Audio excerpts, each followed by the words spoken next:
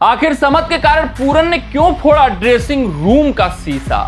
पूरन पर लगेगा प्रतिबंध। अगर हम बात करें Lucknow super giants versus Sunriser Hyderabad के मुकाबले की, तो भाई साहब यहां पर निकोलस पूरन को गुस्से से लाल और तिलमिलाते हुए देखा गया। यही नहीं, उन्होंने अपना हेलमेट उठाया, खींचकर ड्रेसिंग रूम के शीशे पर मार दिया। तितर बितर हो गया ड्रेसिंग रूम का शीशा। तो सबसे बड़ा जो सवाल बन बैठा है कि यार ड्रेसिंग रूम में जाकर इतना गुस्सा, इतना तिलमिलाहट क्यों निकोलस पूरन दिखा रहे थे? आखिरकार कारण क्या है कि अब्दुल समद 20वें ओवर की 5वीं गेंद पर जब आउट होते हैं तो गुस्सा किसको आता है? निकोलस पूरन को। क्या आउट होना गलत है? क्या निकोलस पूरन का गुस्सा अब्दुल समद के आउट होने के ऊपर था? कारण क्या था? तो आपको पूरे विस्तार से बताएंगे कि निकोलस पूरन अब्दुल समद के आउट होने पर क्यों इतना तिलमिलाए, इतना गुस्साए, इतना झल्लाए कि भाई साहब अपना हेलमेट ड्रेसिंग रूम के शीशे पर दे मारा।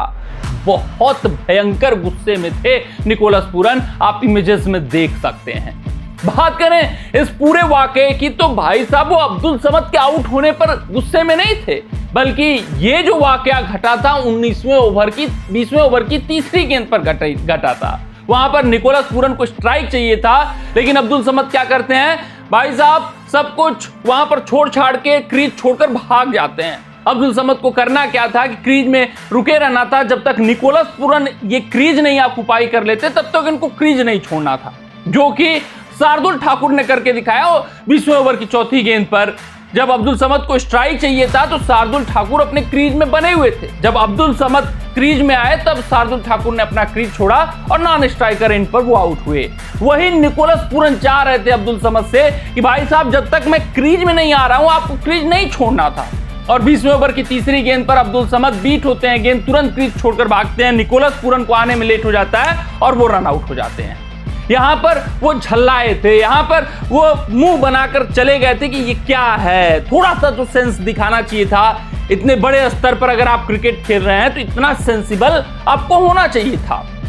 लेकिन उस वक्त तक तो ये था कि चलिए अब्दुल समद हैं क्रीज पर तो 1-2 छक्के मार देंगे। लेकिन होता क्या है, 20वें ओवर की 5वीं गेंद पर अब्दुल समद क्लीन बोल्ड हो जाते हैं। तो लगता है निकोलस पूरन को भाई साहब इन्होंने तो मेरा विकेट लिया ही लिया और अपने भी टीम के लिए कुछ नहीं किया।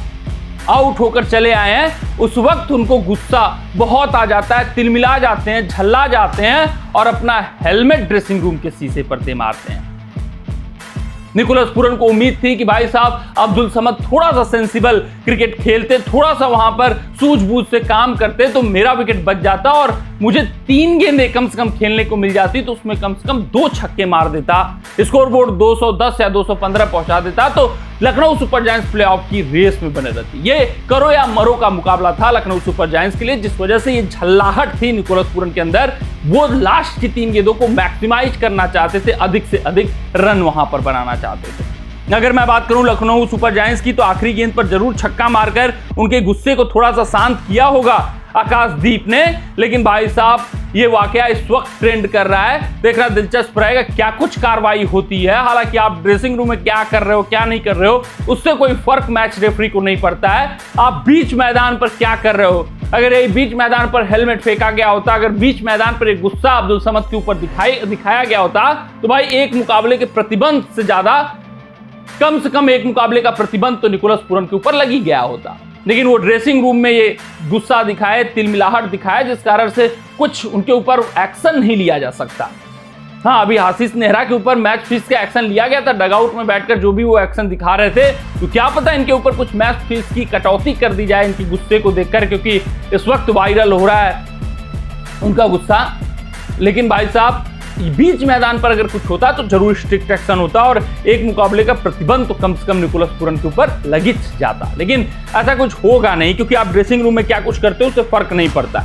पूरन 26 गेंदों पर 45 रन बनाते हैं, 173 का स्ट्राइक रेट इनका रहता है। वो सोचते हैं कि आखिरी 3 गेंदों पर मैक्सिमाइज किया जाए रनों को, लेकिन मैक्सिमाइज नहीं कर पाते। लखनऊ सुपर जायंट्स 20 ओवर में 205 रनों का टारगेट हैदराबाद को देती है। कमेंट सेक्शन में कमेंट करके बताइएगा कि ये जो भी कृत्य निकोलस पूरन ने किया वो सही था या गलत था। मिलते हैं आपसे अगले रिपोर्ट में, तब तक आप अपना ध्यान दें, सुरक्षित रहें, स्वस्थ रहें, मस्त रहें। जय हिंद, जय भारत।